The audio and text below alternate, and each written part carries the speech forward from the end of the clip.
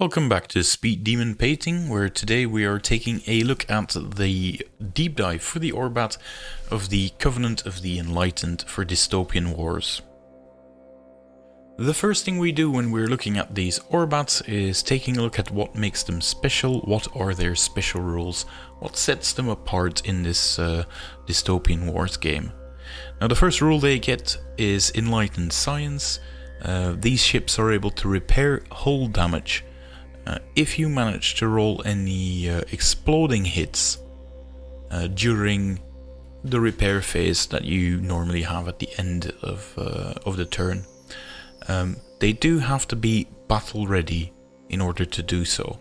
But these Covenant ships, they are slightly better at repairing compared to other results in this way. The other thing they have is they don't use piloted ships like most other factions do. They use some type of drone, and normally when you have drones on a defensive duty, they can add to the defense values of a ship if you sacrifice those tokens. If you do so with the Enlightened, they provide +2 defense value. Air defense, mind you, not just submerged defense, air defense when you do so. So if you're facing a fleet with a lot of rocket batteries, this can come in pretty handy. And the next rule are heavy capacitors. This is the equivalent to heavy magazines for most other factions, but it works slightly differently for the Covenant of the Enlightened, like most other things do. Instead of always being able to fire with their lead values, like heavy magazines does for most other factions, the Covenant of the Enlightened gets to shoot one salvo as if it was at point blank range, regardless of what the actual range is of the weapon. Mind you, you cannot recreate a long range out of nowhere. You can just replace the values with the ones from point blank range. There are some weapons in the Enlightened arsenal that make this rule particularly interesting. The Sturginium agitators being one of them, more on which later. The next thing they have are, I have no idea how to pronounce this correctly, Visitor launch tubes? It's the killer whales, in other words. They're the zombie whales. They are special SRS tokens.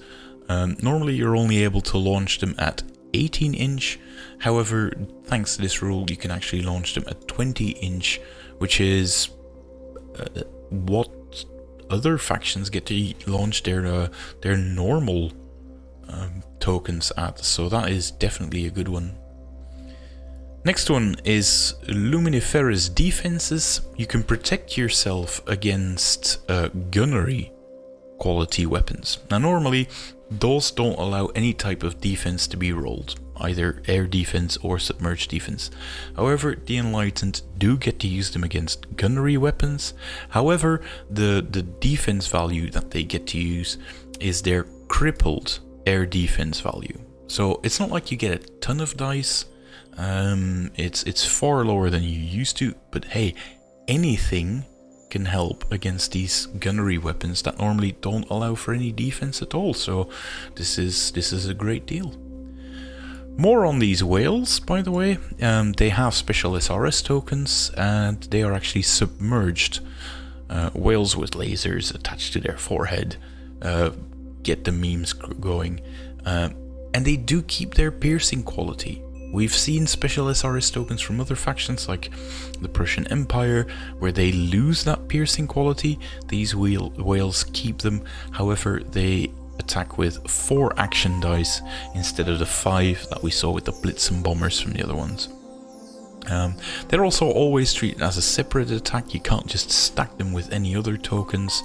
But the good thing is they can't be intercepted unless all of the regular SRS tokens have been destroyed, so it's very hard to intercept them. And there's also a new rule that was added in this specific Orbat, again, concerning SRS tokens. SRS tokens can interact with heavy particle cannons. These have been completely reworked in this Orbat, and they actually act as truly devastating blast weapons in this new edition. And you can actually discard some of your SRS tokens if you're a bit of a commander who doesn't care about any of those fighter aircraft. Why would you? They're drones after all. But you can actually add extra dice to your action dice pool for your heavy particle cannons. And spoiler alert for later in this video, they are really good. The next thing is a surgical harbor. This has also been reworked.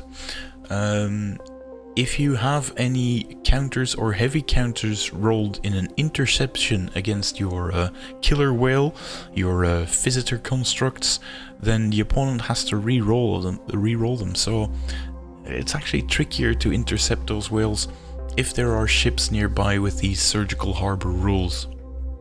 And the last thing, the thing that they've always been able to do, is to wave lurk.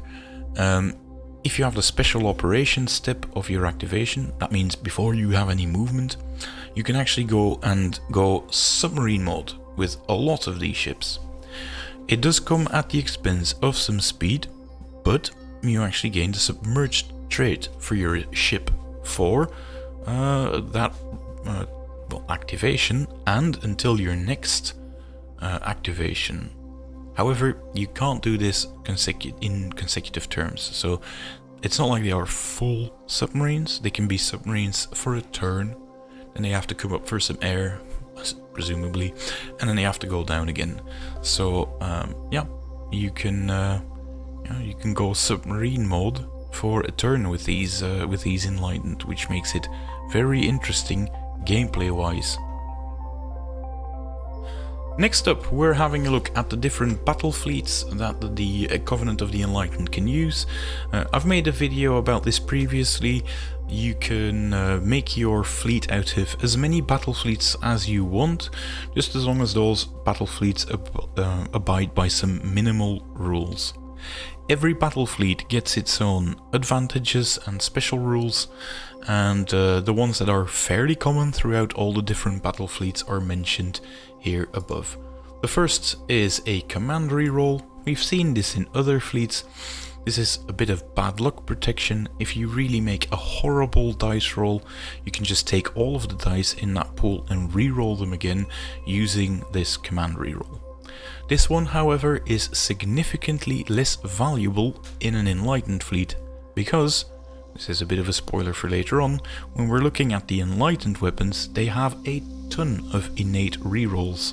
So command reroll is still good, but not as valuable to an Enlightened player because you can only reroll each dice once. And so this one will have a far lower impact compared to other forces.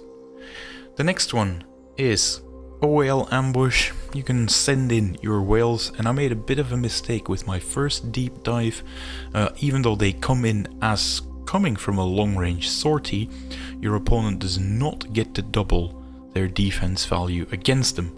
So you can just send in one SRS token for each battle fleet with this rule.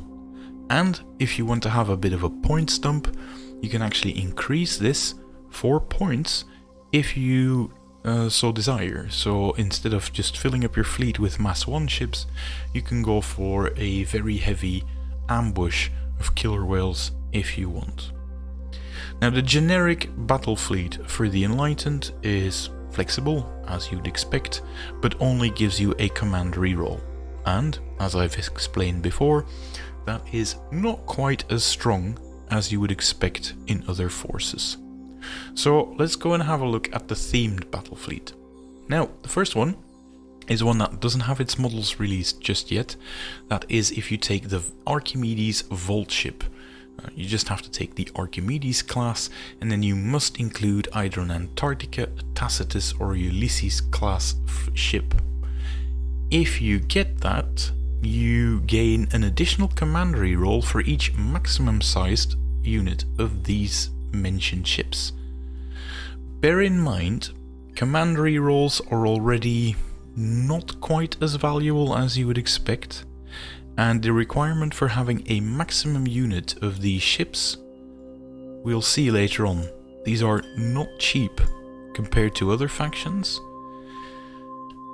It's nice to have, of course, but it's not something I would be, aiming for specifically.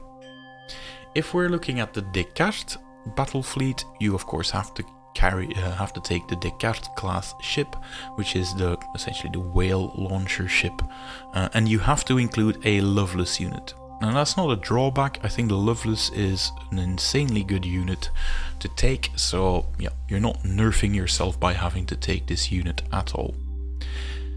If your fleet includes 3 units, doesn't mention anything of sizes, but this is in addition to the flagship, so you do have to make a large type of fleet out of this. It actually gets 2 of these whale tokens for the ambush instead of the usual 1. So you're getting a bit of more of an effective whale ambush at the get-go if you take the whale control ship, which makes complete sense to me, and I really like this flagship. I really like it for 2 reasons. You just have to take a Descartes class, and the named variant of this ship is really good, more on which later. The one that I am not at all impressed by is the Hypathia battle fleet.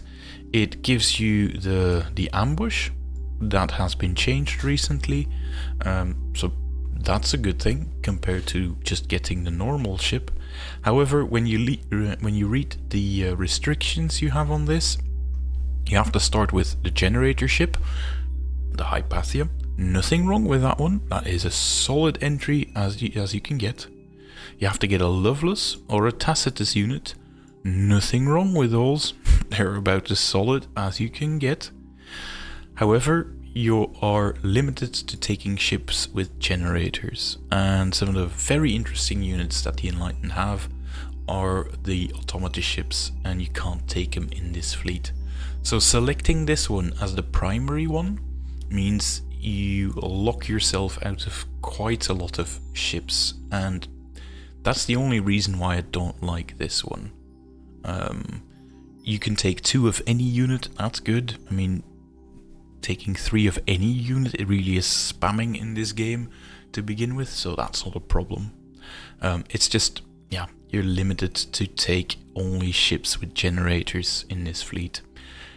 And that is a weird one, because you're taking a generator ship, which sort of spreads the generator benefit around to everything within, I think it's a 10-inch or a 7-inch range now, and then you're forced to take ships already with generators. That's a bit weird. The last one is one that I also like. That's the autonomous research battle fleet.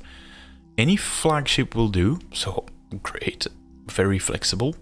You do, however, have to include a Vesalius, a Newton, or a Claudius unit, and there's something to be said about the Newton and the Claudius unit.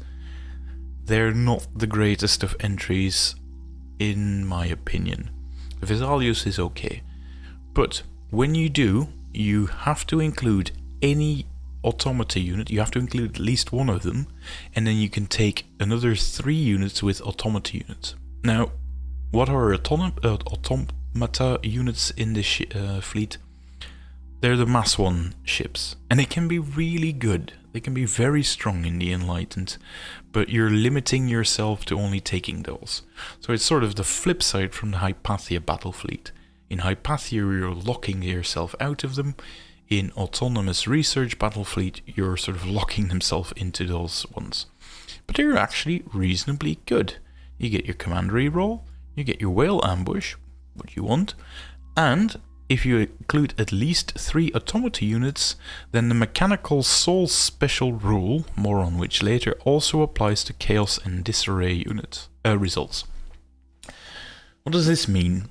Well, the tiny ships can ignore the emergency, that's the 2nd level of disorder, because they have Mechanical Souls.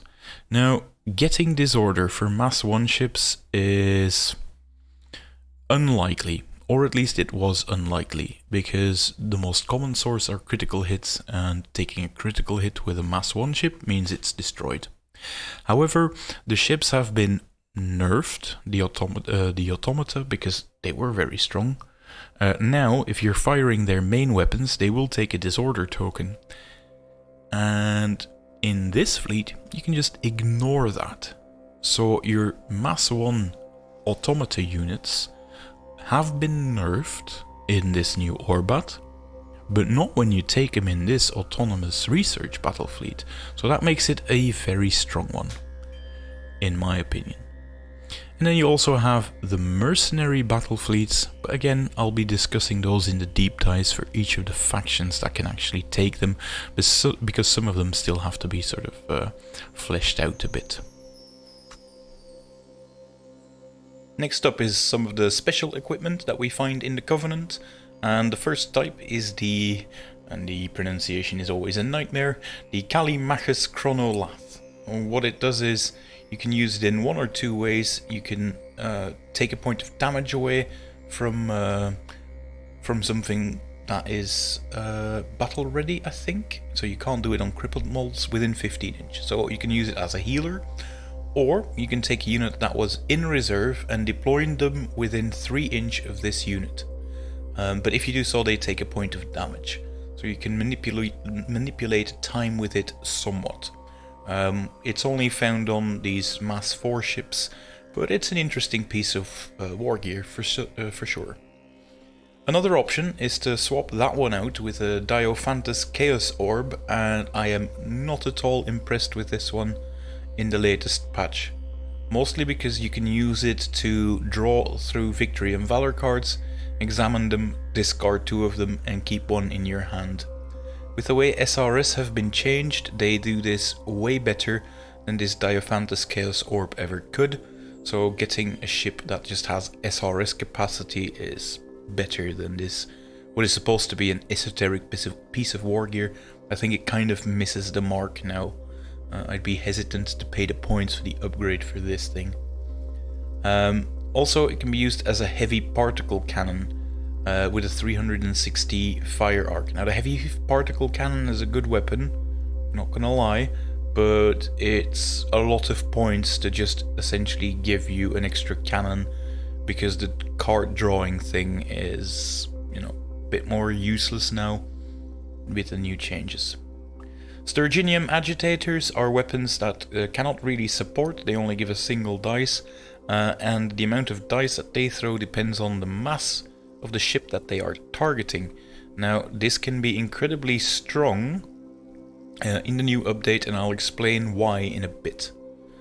Sky Tricobalt fuel is something we've already discussed. You can sacrifice SRS tokens to increase the dice action pool from one of your heavy particle cannons, so that's definitely a strong new upgrade.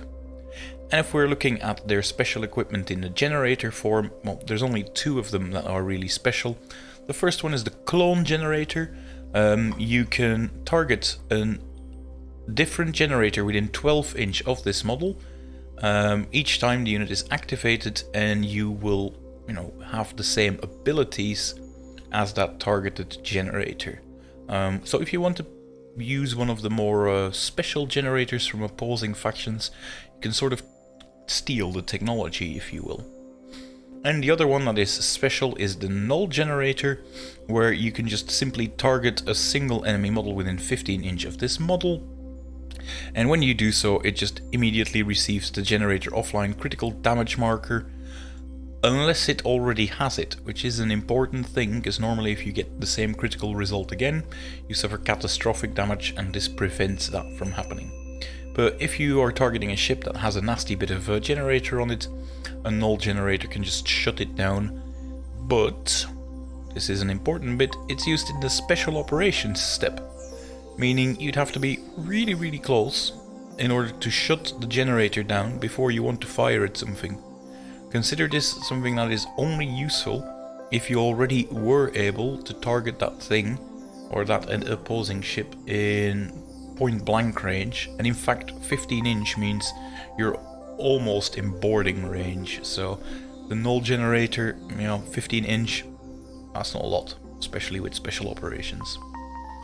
And then another special note that the Enlightened get, they've got a ton of internal generators, meaning you can swap those out, but they're essentially just asking you be fair to your opponent and make it very, very clear which of your ships has which type of generator, simply because, it would be very much a dick move if you're just swapping them around willy-nilly during the game, so make sure it's obvious. And then when we get to the Enlightened weapons, you will notice that some of the classic weapons are just not here. The Enlightened use their own weapons, and they are quite different. So they don't have traditional broadsides with fusillade, they have etheric broadsides with sustained, which is heaps better. But you will notice that the amount of dice that they throw is also a bit on the low end of the scale compared to some other factions. So the sustained rule is one that you find quite often in a lot of these things, but at the same time, there's not a high amount of dice. That doesn't mean these weapons are bad though. This is also the reason why at the start I mentioned that the command reroll is not quite as valuable for the Enlightened because of their insane access to things that allow you to reroll. Another thing that they have is torpedoes that come in a special micro torpedo, which has been buffed, which was good in the previous edition. I sometimes even had volleys that scored negative hits if your opponent had a bit of a lucky submerged defense roll. So that's been buffed, but they are, as you can see, quite short ranged, even for torpedoes. But with 5 and 3 in support, they outperform the traditional light gun batteries, which is a good thing, but remember your opponent will get his submerged defense against them, so consider them almost more like rocket batteries. And compared to rocket batteries, they do get an extra dice in support, so they are quite strong, but they lack a bit of the range for that one. And then they don't use heavy gun batteries. Their main weapon is the humble particle beamer, which actually got a boost. It's now as efficient as it is at long range as at closing range, so that is definitely strong. It comes with that sustained rule, so they also get an above average number of support dice, so Enlightened really want to get a lot of particle beamers and stack them all together. One weapon of note that I have to point out particularly is, well, two actually, that I want to point out, was that heavy particle cannon. That one has been changed completely. It used to have the same sustained rule, it was just an upgraded version of the normal particle cannon, but that has changed. It has lost that, it's gained blast however, and devastating at the same time. And when you're looking at the medium range, the closing range, with 10-7, these things can be utterly devastating, and we'll discuss this more when we talk about the new ships. The heavy particle cannon can do a lot of heavy lifting in terms of damage for these Enlightened. And the other one that I wanted to point out was the humble pulse emitter. Now the pulse emitter is something that doesn't even have long range. When you shoot it at closing range, it does next to nothing compared to other heavy turret options, but then suddenly you get to to point blank range and you throw a horrendous 8 dice and 6 in support with sustained. This is scary. It can be mounted on some of the small frigates, meaning you have a unit that your opponent is gonna have to take care of, because if these get in point blank range, they'll be utterly devastating. And the second reason why they are of note, flagships now have the option to shoot 3 of their weapons at this point blank range, or point blank number of attack dice. You can't shoot at long range with your flagship when you do so, but that means this horrendous amount of dice is used even at the 20-inch range bracket, making it, in my opinion, one of the best slots to take a flagship with either 3 pulse emitters, or take them with a single Sturginium agitator, because that one has been bumped up to mass times 4.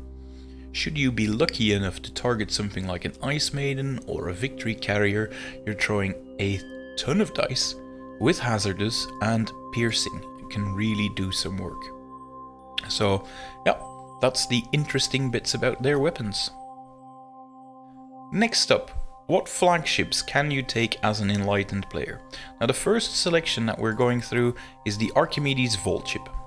It hasn't been released yet, but what we did notice is that it dropped in points. It's the Mass 4 ship, and as you can see it comes with quite a few weapons with a lot of particle beamers on it, and it includes that esoteric chronolath that we were talking about earlier, where you can take things out of reserve, or you can just use it as a blast weapon as well.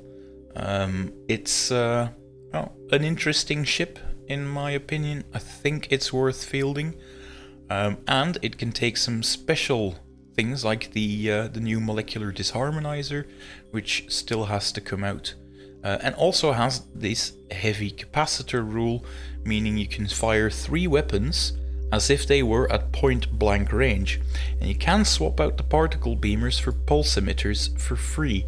So this thing can pack a horrendous punch should you want it to. I think it's going to be an interesting ship at least. So yeah, can't wait to try it out. Haven't yet, like I said. You have a named variant of it as well that swapped out all of the particle beamers for the molecular disharmonizers, and has the same rule of the heavy capacitors. Now this is a tricky one because the molecular disharmonizer, when you're looking at it, it throws up to 9 dice in support, so you can easily get a 21 dice attack with piercing and ignoring shield generators. I'm not quite sure if this means only the shield generator, or if it also ignores things like shrouding generator. I think it's just shield generator, but it's something that I would like to see answered. I'll be asking that question on the forums soon. They also get the benefit of getting logistical support, which is great, and it has to take that Diophantus Chaos Orb, meaning it can also fire with that heavy cannon should it so desire. At 450 points though, that is not a cheap vehicle, and with only 8 hull points, I'm not sure about this one, but might want to try it out. Now this is a new entry, the Daidalus Grand Fabricator. At 245 points, the Enlightened are getting a new carrier ship with an SRS capacity of 10. Brilliant. Given 245 points, I can definitely see this one being taken in my force. They come with all of the goodnesses that you associate with the SRS tokens from the Enlightened, like the tri-cobalt fuel, if you want to combine them with heavy particle cannons, fearless fighters, and they can launch them further than most other factions, so this seems like a very, very strong entry, despite the fact that it doesn't really have that many guns on it. It has something that is slightly better than a cruiser, but yeah. It also comes with the advanced repair facilities, which can be really, really good for the Enlightened because of that Enlightened science rule that allows them to fix up hull damage when they roll exploding hits on their dice. So the 3 extra dice. This is a very strong ship, and I hope it doesn't get nerfed too much. Next up is the Descartes control ship. It's 230 points, so it dropped significantly in points, which is good. It also gained the new heavy capacitors, and comes with 3 whale tokens that you can launch, and functions as a mine layer to boot. So that ship really has gotten a boost in its overall functionality. Although I would say compared to other factions' main battleships, they do have a few downsides. I don't think heavy capacitors is nearly as good as the equivalent heavy magazines that other factions get, and for some reason, Enlightened ships are still stuck with the normal distribution that we had before the other Orbats, with 6 hull damage in battle ready and 6 in crippled. Quite a few other factions have things changed where that is like a 9 and a 3 or an 8 and a 4, leaving your ships in battle ready stage for longer. Now, because of this enlightened science rule, however, I can completely understand why they would not want to give this advantage to the enlightened, however, so I'm not complaining there. You can get a named variant, which is a very interesting one, because it not only gets an internal fury generator for a mere 15 points extra, that's already quite strong, but it also gains an extra point of SRS capacity, making it a very, very strong entry. There is only one downside to it. It's a named variant, and if I'm not mistaken, you can't change any of the weapons on these. So you're stuck, quote unquote, with 3 particle beamers, so that neat little trick I mentioned earlier of just swapping out to a single Sturginium agitator or 3 pulse emitters is not possible for the Oedipus. So this is not a bad thing though, because if it was able to do this, I think you would always want to find the 15 points to take this named variant over the traditional Descartes control ship. So that alone makes it worthwhile to take the normal one, which is something that should be encouraged. Next up is the Hypathia generator ship. It was strong before, it still is strong now. It's gotten slightly better because of the heavy capacitors, giving you some extra punch with those main weapons. The points have not changed, and it can just take 3 generators as you previously could. It also works within 7 inches now, conferring all of the generator advantages to ships around it. And seeing as it has to take 1 internal shield generator that you cannot upgrade, it will always have that nifty little -3 dice on a mass 3 ship, which is great. I always think this is a staple of the Enlightened fleets, and that's not going to change. Should you want to cheap out on 5 points that you have to find somewhere, you can always make it the named variant, and this is a bit of an odd case because I'm not sure this is worth the 5 points. You would have to be really desperate to find them, because you're again stuck with the same weapons, meaning you won't be making as much out of your heavy capacitors as you could by simply swapping out one of those weapons. So, and you get a second nerf compared to the traditional ship. This one is the prototype and therefore has temperamental design, meaning you can't roll double blues, double heavy counters when making repair tests, so this ship is harder to repair compared to the traditional one. Again, I could see a point for the Oedipus. I wouldn't take the Prometheus unless I'm really desperate for points. New entry is the Nansen Explorer. Pricey at 355 points, if I'm honest, but it is a Mass 4 ship, which is, of course, one of the bigger ones, and it comes with SRS capacity of 5. Now, comes with 4 particle beamers, which you can swap out, which is great because of heavy capacitors. I'm going to continue repeating myself, but it does have that SRS recon flight, making me prefer this ship vastly over that 350 points variant that we saw earlier with the Chaos Orb, which has completely fallen by the waysides in my book. If you can just get something with SRS capacity that just does that better, the card swapping with the new SRS recon flight. So yeah, this one's a very strong option, and it's sort of weirdly placed that it is so far down the other ones, but hey ho, it's one of those 4 ones, I think. Next up, the meat and potatoes for the Enlightened, the normal ships, after you've selected your favorite flagship. And the first one is a new entry into the whole fleet, and that is the ammo carrier frigate. Looks like a super interesting Mass 1 ship, because it comes as a carrier frigate. It has 1 SRS capacity, and you can take up to 3 additional ones, so you can make sort of units of 6 carrier frigates, giving you 6 SRS tokens, with all the bells and whistles that you expect from SRS tokens. And at a very reasonable 27 points, this seems like a fun little thing to have. I mean, weapon-wise, it doesn't really have all that much, just a Paul's broadside, doesn't even have micro-torpedoes. But if you're looking for a nice and quick way to get some SRS tokens into your force, you could do worse than this one. Next up is the Antarctica Superiority Cruiser. It is the heaviest type of cruiser that they have from the standard Frontline sprues, and this is the one that comes with that incredibly scary heavy particle cannon that we've already discussed. What else does it come with?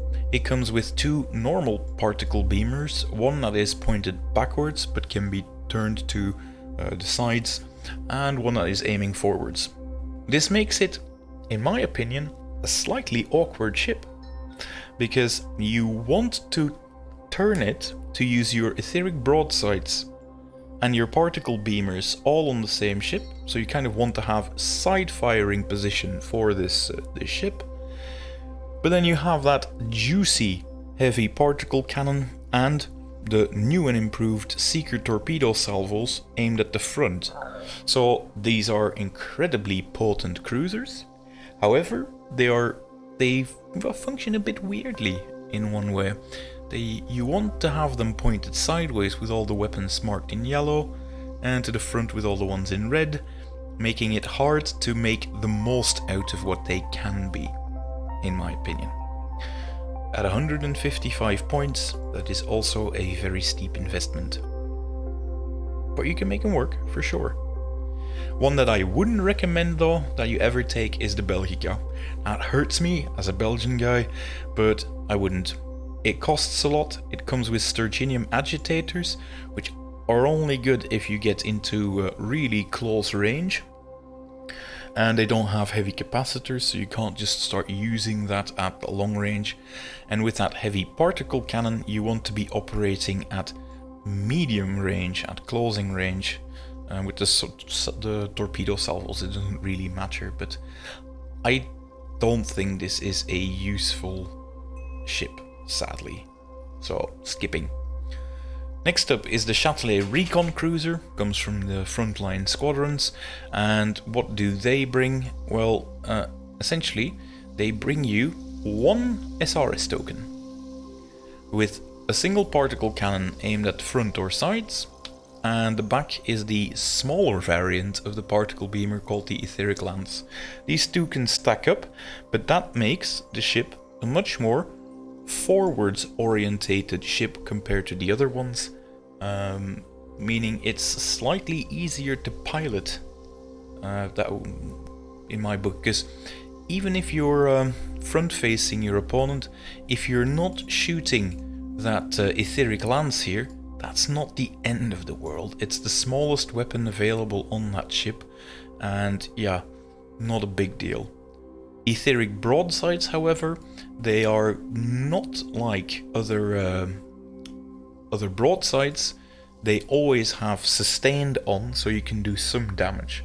The main difference is that the broadsides don't really throw a lot of dice, so it's hard to just load up on from the sides. But you could. I mean, it's a very versatile ship, and at 90 points though, I think it's slightly overcosted compared to one that outshines it in many ways, because 1 SRS capacity doesn't really do all that much. You can just use it for a cheeky spotter rule, if you're using it with Quintillion bombards, more on which later, but I don't recommend this one. The Claudius Merchantman now costs 70 points. and it has to take a generator, one of the ones listed here. Comes with two Seeker rocket batteries, which have been buffed. They are now 6.3 rockets with homing, so they're not bad at all, but it's not a massive amount of firepower. The Seeker torpedo salvo has also been buffed, so I think this ship is a lot more worthwhile now than it used to be. It still has the supply vessel thing, but the thing that makes it really interesting is that it can pretend to be a mere Claudius merchantman, and for 50 points it can transform into a Plinius, a Quintillion, or a Tacitus model, so it can upgrade itself midway the battle and not carry over any damage sustained by the replaced Claudius. So you can just sort of repair it from the get-go. I think you have to mention this to your opponent beforehand. I think it's a bit bad if it's a gotcha gameplay moment, even though it looks like a very fun thing to do so. But yeah, for 50 points, they get very close to the points cost of this ship. Although in some cases you still get a significant discount to it as well. So this alone makes it an interesting choice. This one, I think, is an amazing ship, the Copernicus Heavy Cruiser. It has the same heavy particle cannon like the Antarctica ship has. The only difference is you save a lot of points, just 133, by swapping out the rear particle beamer to the weaker etheric lance. And I would always do this because, like I said previously, it's not the end of the world if you're not using this weapon and you're just using it as a a forward-facing monstrosity. So I like the Copernicus Heavy Cruiser a lot. I'm always trying to squeeze 3 into a list, just because it's so good. Can't help but recommend it. Next up is the Diogenes torpedo submarine. They cost 90 points. You get submarines, fully fledged submarines, not just wave lurkers like some of the other ships that we were just discussing. And they come with pack hunters, so if 3 of them shoot at something, they get 2 extra dice in that attack. Now the one thing that they have is technically cruiser-sized torpedoes, which, if I'm not mistaken, shoot at a respectable 6.4 with homing for the Enlightened. And you can take units of up to 6 in this squadron, and 6 of those torpedoes are no joke. However, as good as this one may be, there's one that's even better in this list, so it sadly gets a bit outshined. However, you can't underestimate the fact that they are permanent submarines. That also adds a lot to them, so I don't think they are hopelessly outmatched. But this is the one that I think just makes the Diogenes a hard to justify choice in the army. It's cheaper for some reason. You can get 6 of them, and they fire with a fully sized particle beamer and the micro torpedo salvos. Now the micro torpedoes only have that 20-inch range, so that's something that the Diogenes has the advantage on.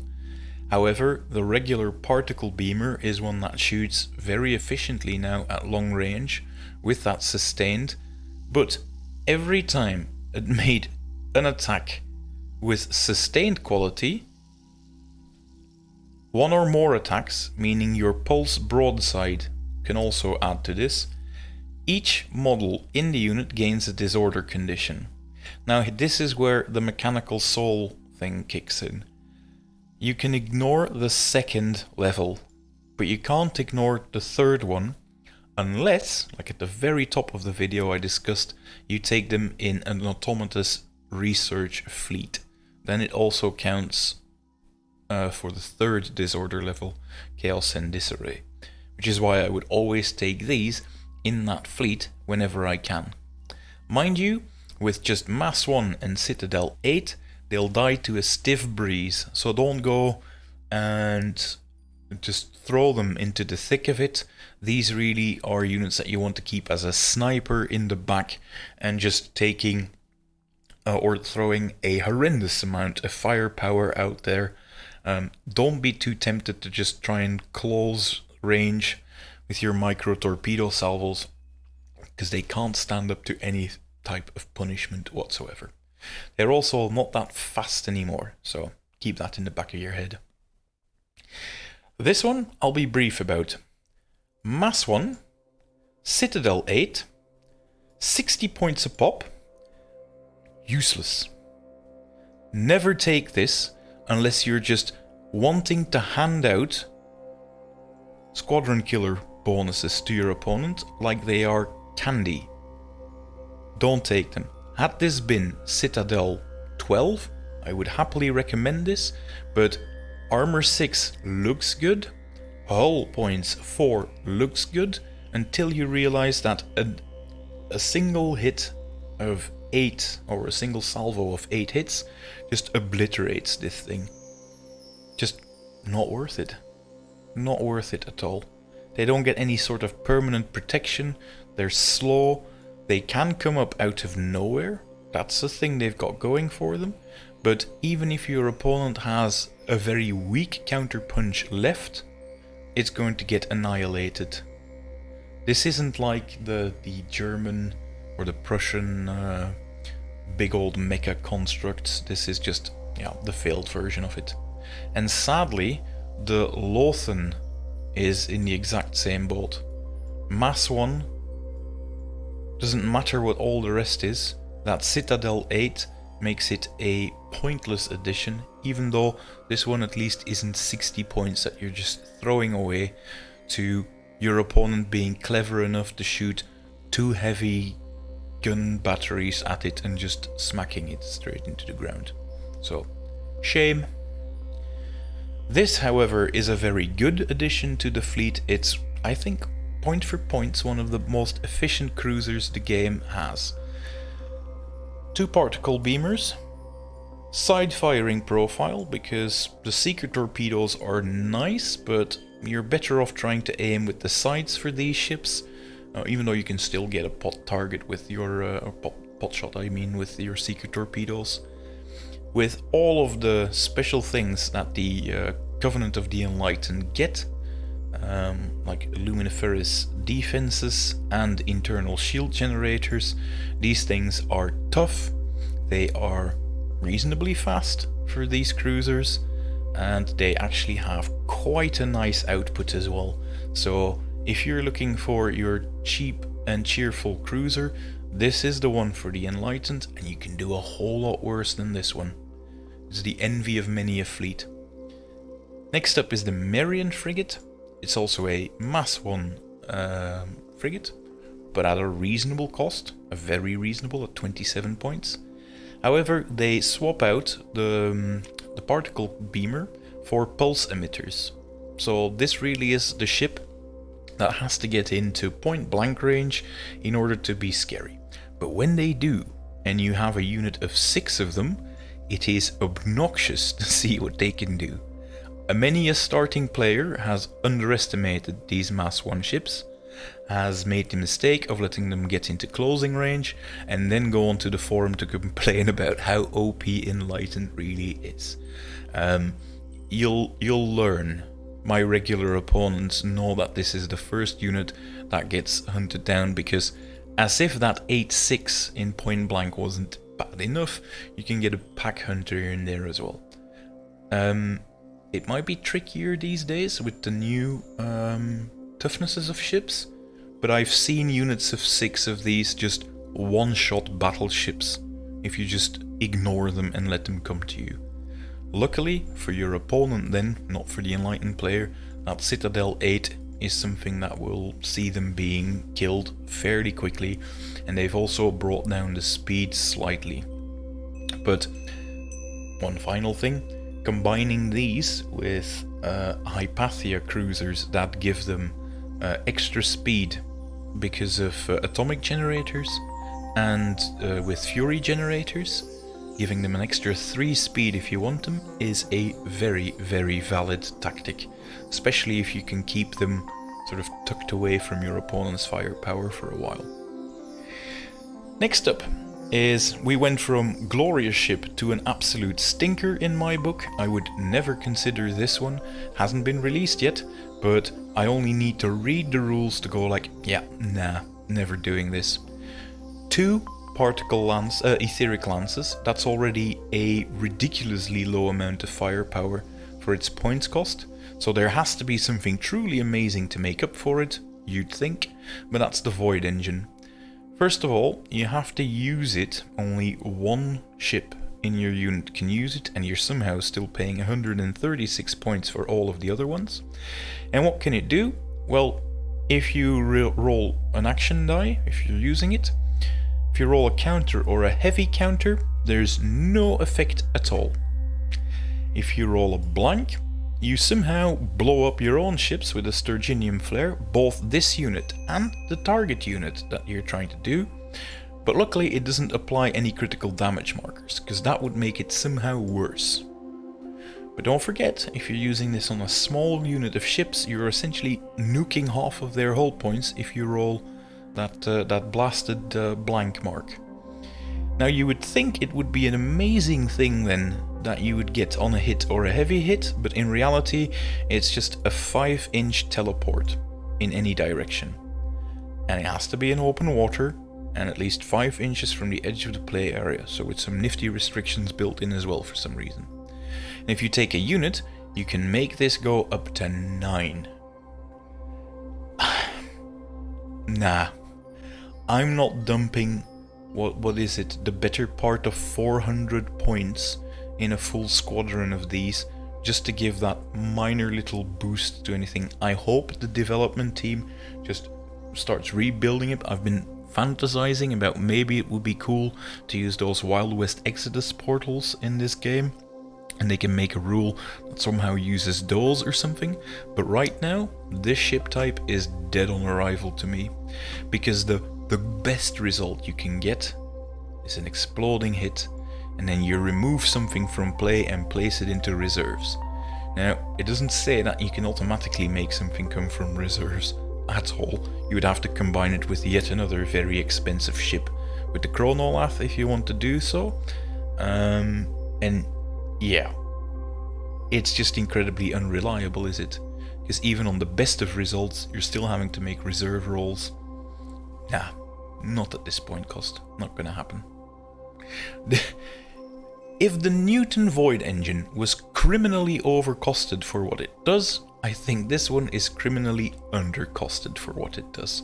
At only 62 points, you get essentially an automata repair platform. If you've got one of those really good Mass 1 ships that the Enlightened use, these guys can just, make them not die if you roll a counter or heavy counter whenever one of them gets blown up within 10 inch of this unit. It instead remains in play with a single hull point. That's not really much of an issue, because many of your best automata have 2 hull points to begin with. The Ketols and the Lothan were just, they're not usable in their current state if you ask me. And you can just slap them next as an escort duty with one of your main ships.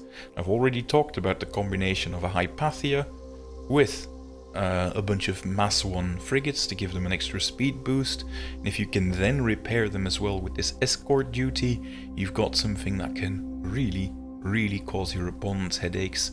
And at only 62 points, this is another one where I go, I hope that doesn't get nerfed too much. Next up is the Plinius support carrier. It's the cruiser that carries 4 SRS tokens, so it's fairly standard for what you would expect, with a similar amount of firepower as we saw with the Claudius Merchantman, which wasn't that much. However, this one doesn't come with any generators on it, so it's slightly more fragile than the other ones. But, the Covenant of the Enlightened SRS tokens are not bad, especially since you can now combine them with those heavy particle cannons and all those special new things. It's expensive at 147 points, but I don't consider this a bad option at all. And in fact, if you take a merchantman and you can just have him transform into this ship, it seems like a very good and solid deal, if I'm honest. Next up is the Praxilla Hunter submarine. It's another submarine type, costing 30 points. They come with this hydrothermic borer. They can only do one thing efficiently, really, and that's ram the opponent. But they do that really, really well because of that piercing that comes with it. And they get hammer sweep, so they can move slightly faster. They're not the fastest of units, mind you, and they also come with that Citadel 8 value, so they can die pretty quickly. But it's a very interesting choice to do as another ship to have with your, the Hypathia plus the repair ship that we just discussed. The big range Quintillion bombard cruiser. There was a bit of discussion on the Facebook group if it is worth it compared to the new heavy particle cannon, but I think it is, simply because of the range advantage that it brings compared to the traditional heavy particle beamer. This one, with spotter, you do have to take one of those ships that gives you a cheeky single SRS tokens, can do some really nasty damage, but their weapons can also run out, so take that in mind. I still think they are incredibly solid choices though. Stiletto fast cruiser, solid option. Again, etheric lance instead of particle beamer in the back, so the more front forward facing variant of it, but incredibly fast, faster than most of the Mass 1 ships that the Enlightened get even, but at the expense of armor and citadel. But I still consider this a fairly good ship though, and they can also gain full steam ahead. If you want something that is, it's called a fast cruiser, it actually acts like a fast cruiser, so if you want that role, this one achieves it very well. The Tacitus assault cruiser is one that has 2 particle beamers, forward facing, so very easy to use. Seeker rocket battery, forward facing, so very easy to use, and a Seeker torpedo salvo, forwards facing and very easy to use. It's reasonably durable, reasonably fast, but also reasonably expensive for what is essentially a frontline cruiser. Many other factions get heavy cruisers for their points cost, with heavy broadsides and everything. These don't get any of that, but yeah, very easy to pilot ships, and you could do a lot worse than that. Focused gunnery also means that every ship of them, if you're just targeting the same initial target with your gunnery attacks, can receive +2 to all gunnery dice action pools. That's a game changer, because if you take a squadron of these, you can have all 3 of them fire at a single target. At long range, it's a 5-3 weapon, that particle beamer. You get 10 dice with focused gunnery per ship with sustained. That does some work, that can really do some work, but you are talking about a 390 point unit, so it better does some work, I suppose. And then one of the last entries to discuss is the Ulysses Vanguard cruiser. It's in essence a Loveless, where you just pay, I think 17 points more, and what it does is give you that cheeky little 1 SRS token extra, and Vanguard. That is also worth mentioning in this case. If you're taking the Quintillion bombards, it's not a bad thing to include one of these, just to get that spotter rule off, and to make sure that you can get that lovely sustained quality on those missiles, so they can go to town. So it's not a ship I would take as a solo unit, but if you're going to be combining it with things that need spotter, it's very worth picking up one of them, but I wouldn't build a unit of 3 of them, is all I'm trying to say.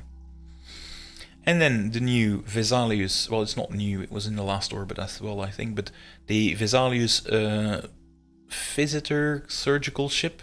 It repairs your special SRS tokens, and it launches 2 of them, which is incredibly reasonable for the 135 points cost that it has. but it doesn't come with a lot of other firepower as well. Luckily, you get mine layer as well, so it does add some extra flexibility in it, and it's essentially the mini version of the flagship, the Descartes, that we encountered when we were talking about those. It's not a bad thing to have though. I wouldn't mind taking it. And so yeah, that was the whole rundown of the complete Enlightened. Very long video, very happy if you stuck with it, and if you liked it, give it a thumbs up. If you found any mistakes or things that didn't work out, make sure you mention it in the comments so I can actually adjust it in the description of the video. I'll see you next time. Bye!